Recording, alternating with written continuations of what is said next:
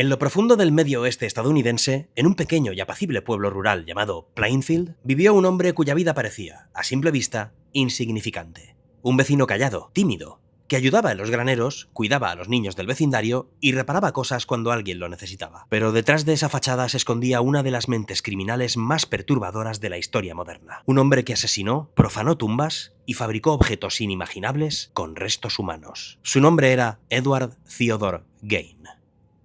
Con el tiempo sería apodado como el carnicero de Plainfield, y su historia inspiraría algunas de las obras más aterradoras del cine y la literatura. Desde Psicosis hasta La matanza de Texas, hoy conoceremos su vida, sus crímenes y hablaremos de la nueva serie de Netflix que promete mostrar sus horrores a una nueva generación. Y prepárate, porque este es uno de esos relatos en los que la realidad supera a la ficción.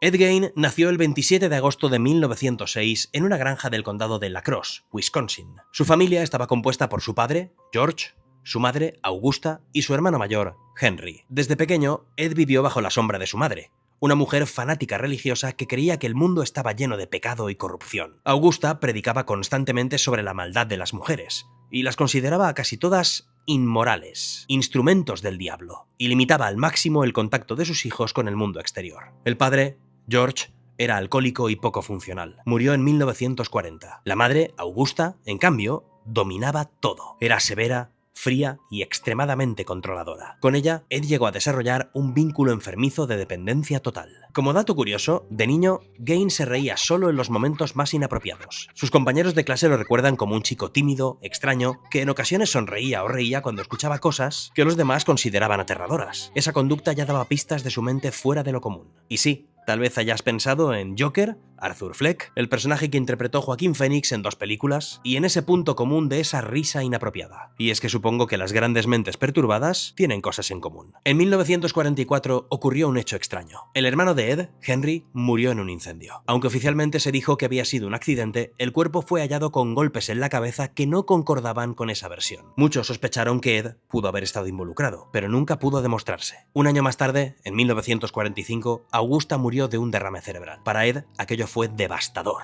Su única figura de apego desaparecía, dejándolo solo, aislado, en una granja deteriorada que poco a poco se convirtió en un lugar macabro. Tras la muerte de su madre, Ed cerró todas las habitaciones que ella había usado en la casa. La sala, la cocina, su dormitorio, las mantuvo intactas, como si fueran una especie de santuario. Él vivía en una pequeña habitación al lado, rodeada de basura, libros extraños y revistas sobre crímenes, anatomía e incluso relatos sobre caníbales y experimentos médicos nazis. Se convirtió en un hombre solitario, pero no completamente invisible. En Plainfield lo conocían como alguien tímido que a veces hacía trabajos ocasionales. Curiosamente, y como decíamos al principio de este vídeo, también cuidaba niños. Los vecinos los dejaban a su cargo porque parecía inofensivo, y nadie podía imaginar lo que ocurría puertas adentro de esa granja. Fue en esa época cuando Ed comenzó a frecuentar cementerios. Obsesionado con la idea de recuperar a su madre, desenterraba cadáveres de mujeres que le recordaban a ella. Pasaban noches enteras robando cuerpos y luego en su casa los diseccionaba y transformaba en objetos. Entre los hallazgos de la policía cuando registraron su casa estaban lámparas y sillas tapizadas con piel humana, máscaras hechas con rostros, cinturones confeccionados con pezones, una caja con vulvas conservadas y hasta un traje completo de mujer hecho de piel.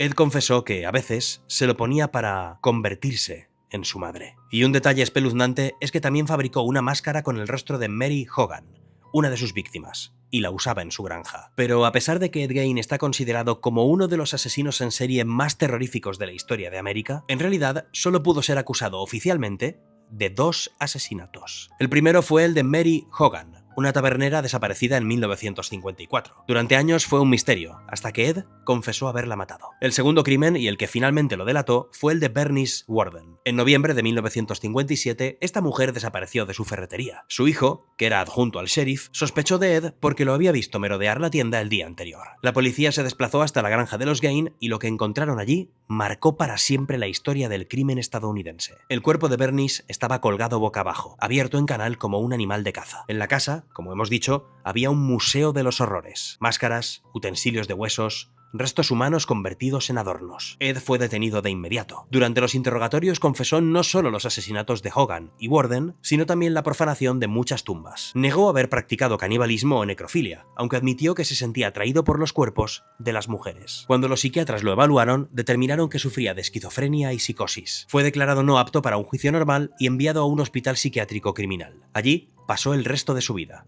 hasta su muerte en 1984, a los 77 años. Como datos curiosos alrededor de la figura de Ed Gein, aunque solo se le atribuyeron 2 asesinatos, muchos creen que Ed pudo haber matado a muchas más personas, especialmente por las numerosas desapariciones sin resolver en la zona. Sin embargo, nunca se comprobó. En el juicio, se reveló que Ed guardaba una caja con órganos femeninos y que algunos de ellos pertenecían a mujeres cuyos cadáveres sí se habían encontrado en cementerios. Eso alimentó el mito de que era caníbal, aunque nunca se confirmó. La tumba de Ed Gein fue objeto de vandalismo. En el año 2000 incluso robaron su lápida, que luego fue recuperada en otro estado. Hoy en día solo un bloque de cemento marca su lugar de descanso. Y lo más curioso es que a pesar de la brutalidad de sus actos, en el hospital psiquiátrico en el que Ed pasó el resto de sus días, se comportó siempre de una manera tranquila y dócil. Los enfermeros siempre lo describieron como un paciente educado y hasta amable. El caso de Ed Gein fascinó a escritores y cineastas. Robert Bloch se basó en él para crear a Norman Bates en Psicosis. Esa idea de un hombre aislado, obsesionado con su madre y con una vida doble, nació directamente de la historia de Gein. Años después, Tobe Hooper se inspiró en los muebles y máscaras de piel humana hallados en la granja para crear al terrorífico personaje e icono del terror Leatherface, antagonista principal de La Matanza de Texas. También en 1991, la película El silencio de los corderos presentó a Buffalo Bill, un asesino que confeccionaba un traje de mujer con piel humana, otra clara referencia a Ed Gein. Y además hay películas basadas directamente en la vida de Ed Gein, como The Ranged, de 1974, In the Light of the Moon, del año 2000, o Ed Gein, El carnicero de Plainfield, del 2007. En resumen,